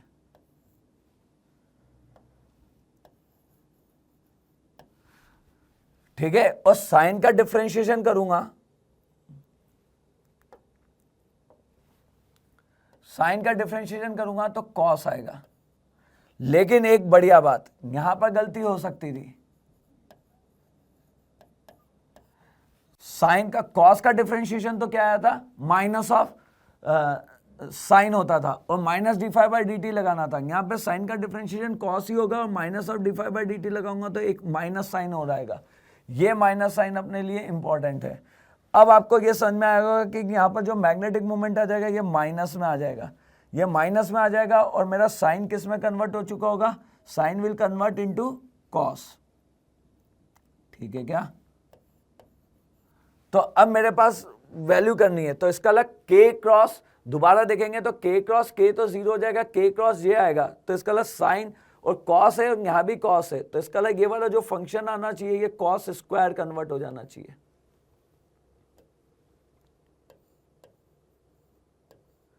ये कॉस स्क्वायर ओमेगा टी हो गया, और K cross J is I minus I, लेकिन मेरे पास ये डिफरेंशिएशन का minus D phi by D T का एक और माइनस पर रखा हुआ है, तो माइनस आई की जगह ये प्लस आई हो जाना चाहिए। ठीक है, K cross J is minus of I, और माइनस मैग्नेटिक मोमेंट का कैसे, क्योंकि current minus of D phi by D T by R होगा, तो माइनस माइनस प्लस हो जाना चाहिए। तो ये अपने पास कॉस स्क्वायर में कन्वर्ट हो गया होगा। अब मैं लास्ट के ये टर्म्स हटा देता हूं, अब मेरे पास ये चीज होगी alpha square cos square omega T, और ये आई में कन्वर्ट हो चुका है। ये वाली चीज पाई बाय 6 होगी, तो पाई बाय 6 ओमेगा ये कट जाएगा, तो पाई बाय 6 रूट 3/2, तो इसका अलग रूट 3/2, ये अल्फा ही है, तो इसका अलग रूट 3/2 का स्क्वायर, ठीक है, into alpha I is the answer. तो इसका अलग ये हो जाना चाहिए 3/4 अल्फा, ठीक है, 3/4 अल्फा, लेकिन आई में आंसर, तो आई में अपने पास आंसर कौन सा हुआ, आर, तो इसका अलग इस वाले का आर आना चाहिए। अब अपन ऐसा देखें जिसमें 1 में क्यू और 4 में आर है, तो वो अपने पास आंसर कौन सा दिख सकता है, 1 में क्यू और 4 में आर, तो इसका आंसर यहाँ पर हमारे पास सी होना चाहिए। तो इस क्वेश्चन का आंसर अपने पास हो गया सी। ठीक है, चलिए इस क्वेश्चन में क्या दिया है ये देखते हैं। List 1 describe 4 system each with 2 particle A and B, relative motion है, ठीक है, और अपने को रिलेटिव वेलोसिटी निकालनी है, रिलेटिव वेलोसिटी ऑफ, ठीक है, एट टाइम π/3 सेकंड पे निकालनी है। चलो देखते हैं यहाँ पर क्या है। तो A and B are moving on a horizontal circle of radius 1 metre with uniform angular velocity omega. Initial angular positions t is equal to 0 पर, एक की 0 और एक की π/2 दी हुई है, दोनों का ओमेगा सेम है। इसका मतलब they will always move at an angle of 90 degree, वो हमेशा 90 डिग्री पर ही घूमेंगे। तो इसका मतलब अब अपने को π/3 सेकंड पे पूछा है, तो π/3 सेकंड पे यदि पूछा है तो इसका मतलब ये 60 डिग्री ए आगे हो चुका होगा। अगर ये 60 डिग्री आगे हो चुका होगा तो बी भी 60 डिग्री आगे हो गया होगा, और बी ए और बी के बीच में एंगल हमेशा क्या बना रहेगा, 90 डिग्री। इसकी वेलोसिटी v इस साइड होगी और इसकी वेलोसिटी v इस साइड होगी। इसका मतलब अपने को रिलेटिव वेलोसिटी निकालनी है, तो velocity of a with respect to b यदि अपन निकालें और इन दोनों के बीच में एंगल यदि 90 डिग्री है तो इसका और दोनों की स्पीड भी सेम होगी क्योंकि ओमेगा सेम दिया हुआ है और r का वैल्यू अपने पास 1 मीटर है, तो मतलब स्पीड 1 ही है। तो आप लिख सकते हो v square plus v square minus of 2v square cos of 90 because angle between these two velocity is 90 degree. तो आंसर होना चाहिए √2 टाइम्स ऑफ v, और v का वैल्यू ओमेगा इंटू आर, तो आंसर होना चाहिए √2। ये एक इजी क्वेश्चन था। तो इसका लाइक यदि यहाँ से अपन देखें तो √2 अपने पास s आ रहा है, ठीक है, s आइधर b में दिख रहा है या c में दिख रहा है, तो इसका मतलब b और c में से अपने को एक को चेक करना पड़ेगा। अब उन्होंने 3 में अलग अलग आंसर दिए हुए हैं, 3 में अलग दिया, 2 में भी अलग दिया, मैं 3 कर लेता हूँ। तो इसका अलग 3 में Q और R में से अपने को देखना है, ठीक है, 3 में Q और R में से अपने को देखना है। यहाँ से यदि अपन देखेंगे तो x0 t sine omega t, तो ये एक SHM की इक्वेशन है, a0 साइन ओमेगा t, तो ये एक SHM की इक्वेशन है, t इज इक्वल टू π/2, मतलब ये कॉस की इक्वेशन है। इसका मतलब पार्टिकल जो है वो एक्सट्रीम पोजीशन से चालू हो रहा है, b पार्टिकल जो है वो एक्सट्रीम पोजीशन से चालू हो रहा है, ठीक है। Initially it was at this position, B particle, A अपनी मीन पोजीशन से चालू हो रहा है, ए जो है, ए पार्टिकल जो है वो एसएचएम में मीन पोजीशन से चालू हो रहा है,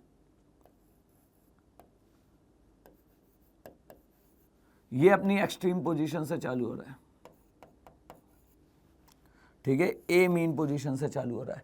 इसका मतलब यहां से यदि अपन देखें तो इसका π/3, तो phase angle theta is equals to omega t से यदि अपन देखें तो फेज एंगल जो हो जाएगा, ओमेगा का वैल्यू इज 1/t0, ठीक है, t0 का वैल्यू कितना दिया इसने, 1 सेकेंड दिया हुआ है, तो इसका मतलब 1 इज दी ओमेगा, और t का वैल्यू यदि देखेंगे तो π/3, तो both the particle will cover a phase difference of π/3, मतलब 60 डिग्री कवर करेंगे, 60 डिग्री कवर करेंगे, तो इसका एक्सट्रीम पोजीशन से 60 डिग्री का फेज कवर किया, तो इसका लाइक ये यहाँ पर आ गया होगा, इसका लाइक ये 30 डिग्री इसका वैल्यू हो गया।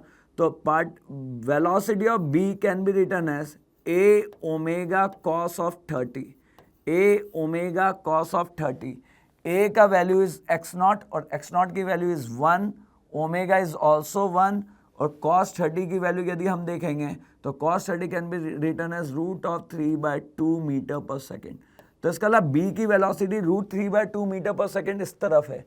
आपने बोला it will cover a distance of 60 degree, तो इसका मतलब 60 degree phase of 60 degree, sorry, तो इसका मतलब फेज ऑफ 60 डिग्री का मतलब हो गया इसकी velocity A omega cos of 60 हो जाएगी। तो इसकी वेलोसिटी 1/2 मीटर पर सेकेंड बोला जा सकता है। इसकी वेलोसिटी 1/2 मीटर पर सेकेंड इधर है, इसकी वेलोसिटी √3 मीटर पर अपोजिट डायरेक्शन में, और अपने को रिलेटिव निकालना है, VA माइनस VB करना है। तो इसका मतलब यदि यहाँ पर देखें तो दोनों अपोजिट डायरेक्शन में, तो रिलेटिव वेलोसिटी जो हो जाएगी वो VA प्लस VB बन जाएगा, VA प्लस VB बन जाएगा। तो it will be root of, ठीक है, √3 + 1, ठीक है, √3 + 1/2 आना चाहिए, ठीक है, यहाँ से। तो ये अपने पास आंसर आ जाएगा, इसमें आपका पास सी आंसर आ जाएगा। तो सी इज द आंसर। क्लियर है?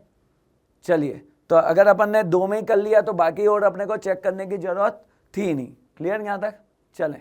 चलिए, ये एक और थर्मोडायनेमिक्स का क्वेश्चन है। इसमें अपने को चेंज इन इंटरनल एनर्जी निकालना है। यदि चेंज इन इंटरनल एनर्जी निकालना है और अपने को 4 डिफरेंट प्रोसेस दिए हुए हैं, 4 डिफरेंट प्रोसेस दिए हुए हैं, अपन कोई से भी प्रोसेस को सॉल्व कर सकते हैं। लेकिन मुझे लग रहा है जैसे फर्स्ट के अंदर TSPQ, यदि मैं 1 को सॉल्व करूं तो 1 को सॉल्व करने से ही क्वेश्चन हो जाना चाहिए, 1 को सॉल्व करने से क्वेश्चन हो जाना चाहिए। तो इसका मतलब Q = W plus of del U लिखा जा सकता है, Q = W plus del U लिखा जा सकता है। Q का वैल्यू यहाँ पर अपन बोले तो उसको स्टेट चेंज कर रहा है, तो इसका मतलब Q का वैल्यू अपन यहाँ से लिखना चाहिए M × L। तो M × L की वैल्यू यदि देखेंगे तो इसका M इज 10⁻³ लेटेंट हीट का जो वैल्यू आ रहा होगा वो अपने पास आएगा 2250, ठीक है। तो इट कैन किलो जूल पर kg में ही दिया हुआ है। 10⁻³ से यदि मल्टीप्लाई कर लेंगे तो Q can be written as 2.25 of kilo joule, 2.25 of kilo joule अपने पास Q का वैल्यू दिया हुआ है, ठीक है। चलिए, अब अपन वर्क डन की बात करते हैं। तो वर्क डन इसने बोला है कि एट अ प्रेशर ऑफ इतना, इसका मतलब प्रेशर अपने पास कांस्टेंट दिया हुआ है, तो P × ΔV से अपन सॉल्व कर सकते हैं। तो P × ΔV से यदि सॉल्व कर सकते हैं तो आपके पास दिया हुआ है प्रेशर की वैल्यू दी हुई है 10⁵, 10⁵ दिया हुआ है, और ये अपने पास 10⁻⁻6 ऑर्डर में आ रहा है। तो इसका मतलब किलो जूल की वजह से मैं 10⁵ से इसको डिवाइड ही कर देता हूँ, ये न्यूटन मीटर स्क्वायर में आएगा। और ये अपने पास 10⁻³ माइनस ऑफ 10⁻⁻6 के ऑर्डर का जा रहा है, ठीक है। तो यहाँ से यदि अपन देखें तो ये बन जाएगा 10⁵2, ठीक है, और ये अपने पास 1/1000 × 10⁻³ बनेगा। तो इसका मतलब 1 - ऑफ 1/1000, ठीक है, इंटू 10⁻³ तो यहाँ से अपने पास आएगा 10⁻⁻1, ठीक है, अपॉन 999, ठीक है, अपॉन 1000। किलो जूल में मैं पहले ही कन्वर्ट कर चुका था, तो इसका मतलब ये हो जाएगा 0.999 किलो जूल। तो इसका मतलब मेरे लिए Q का वैल्यू आ गया 2.25 किलो जूल। यहाँ पर मेरे पास इसके लिए वैल्यू आ गया 0.999 किलो जूल, ठीक है, 0.09, ठीक है, 0.09 हो जाएगा ये, क्योंकि 10⁻³ इधर भी था तो 10⁻⁻1 और यहाँ पर एक 1000 था, तो 0.09। तो इसका मतलब 0.01 नियरली सब्ट्रैक्ट कर दें, 0.01 यदि नियरली इसमें से सब्ट्रैक्ट कर दिया अपने पास ΔU का वैल्यू आ जाएगा। तो approximately answer of 1 is 2 kilo joule. अगर 2 किलो जूल 1 का आंसर है तो ऐसा 1 में T, 1 में S, 1 में P, तो only C can be the answer. तो इसका आंसर C हो सकता है। इसका आंसर क्या होगा? C होगा। ठीक है यहाँ तक? चलिए अगला क्वेश्चन अपन देखते हैं। यहां पर अपने को कुछ सिस्टम दिया हुआ है। ऑब्जेक्ट इज प्लेस्ड, ये कॉन्वेक्स लेंस हो गया, ये भी कॉन्वेक्स लेंस हो गया, और ऑब्जेक्ट इसमें 20 सेंटीमीटर आगे रखा हुआ है। ठीक है, तो यदि अपन यहां से निकालें तो ये इसका फोकल लेंथ +10 दिया हुआ है। फोकल लेंथ +10 दिया हुआ है, मतलब object is placed at 2F। तो इमेज भी कितने पे बननी चाहिए, 2f पर बननी चाहिए। इमेज 2f पर बननी चाहिए तो यहाँ से डिस्टेंस अपने पास आनी चाहिए 20 सेंटीमीटर। यदि यहाँ से डिस्टेंस 20 सेंटीमीटर आनी चाहिए तो इस कॉन्वेक्स लेंस के लिए ये एक वर्चुअल इमेज की तरह बिहेव करेगा। तो मैंने फॉर्मूला लगा दिया 1/v minus 1/u equals to 1/f। Virtual image के लिए करेगा या रे की डायरेक्शन में अपन जा रहे हैं तो प्लस लिखना चाहिए, तो माइनस ऑफ 1/5 डिस्टेंस ये, तो इसके ऑप्टिकल सेंटर से जो डिस्टेंस आएगी वो 15 की आएगी, ठीक है। और इसकी फोकल लेंथ जो हो जाएगी, इसकी फोकल लेंथ जो हो जाएगी वो अगेन 15 की हो जाएगी, तो प्लस 15 की। तो 1/v can be return as 2/15। तो इसका मतलब यहाँ से यदि अपन देखें तो इसका मतलब v का जो वैल्यू आना चाहिए वो 7.5 आना चाहिए प्लस में, 7.5 प्लस में आना चाहिए, वो भी लेंस 2 से। और तो इसका मतलब टुवार्ड्स राइट आना चाहिए। देखते हैं, तो इसने बोला 7.5 centimetre on the right side of the lens 2, तो इसका मतलब ये चीज़ सही है। तो आइदर आंसर ए हो सकता है और आंसर सी हो सकता है। हमें इसमें और चेक करना पड़ेगा, तो हम एक और चेक कर लेते हैं। अगर मैं सेकंड चेक करूंगा तो मुझे आंसर मालूम चल जाएगा। सेकंड चेक करते हैं, तो सेकंड में अगेन सेम सिचुएशन है। Again object is placed at 20 centimetre, तो 20 सेंटीमीटर मतलब 1 2 3 में तीनों में ही सेम सिचुएशन है। तो इसका लाइक ये इसके लिए 2f है, तो इमेज भी किस पे बननी चाहिए, 2f पर बननी चाहिए, मतलब again at a distance of 20 centimetre. अगर इमेज 20 सेंटीमीटर पे बननी चाहिए तो वापस सेम है, बस फोकल लेंथ मेरा नेगेटिव हो गया और चेंज भी हो गया। तो मैंने बोला फॉर 2 अगर अपन फॉर्मूला लगा रहे हैं 1/v minus 1/u equals to 1/f for diverging lens, मतलब लेंस 2 के लिए ये फॉर्मूला लगा रहा हूँ। लेंस 1 तो मैंने डायरेक्ट ही देख लिया, ठीक है। ये लेंस 2 के लिए अपन फॉर्मूला लगा रहे हैं, तो इसका मतलब 1/v की जगह 1/v रहा। u का वैल्यू यहाँ से 5 है, तो इसका मतलब ये वाला u का वैल्यू जो आएगा ये 15 सेंटीमीटर पर आएगा। अगर u का वैल्यू 15 सेंटीमीटर पर आएगा तो 1/v minus of 1/15 minus of 1/15। Focal length की बात करें अपन, तो फोकल लेंथ की वैल्यू इसकी माइनस ऑफ 1/10 है। फोकल लेंथ इसकी माइनस ऑफ 1/10 है, तो 1/v can be return as 1/15 minus of 1/10। तो इसका मतलब 30 अपने लिए आंसर हो गया। 30 आंसर हो गया, तो इसको 2 माइनस 3, तो इसका मतलब v का वैल्यू माइनस ऑफ 30 आ रहा है। v का वैल्यू कितना आ रहा है, माइनस ऑफ 30। माइनस ऑफ 30 मतलब रे के अपोजिट साइड जाना चाहिए, मतलब इंसिडेंट रे इस डायरेक्शन में आ रही है, तो minus sign shows opposite to the incident ray, मतलब इस जगह से अपना पीछे की तरफ जाना चाहिए। तो इसका मतलब 30 centimetre on the left side of the lens 2, तो r is the correct answer. तो अपने को P भी मिलना चाहिए और R भी मिलना चाहिए सेकंड में, तो A is the correct answer. इसका आंसर अपना क्या हो जाना चाहिए, A हो जाना चाहिए, ठीक है। यहाँ तक ये क्वेश्चन 18 अपना खत्म हुआ।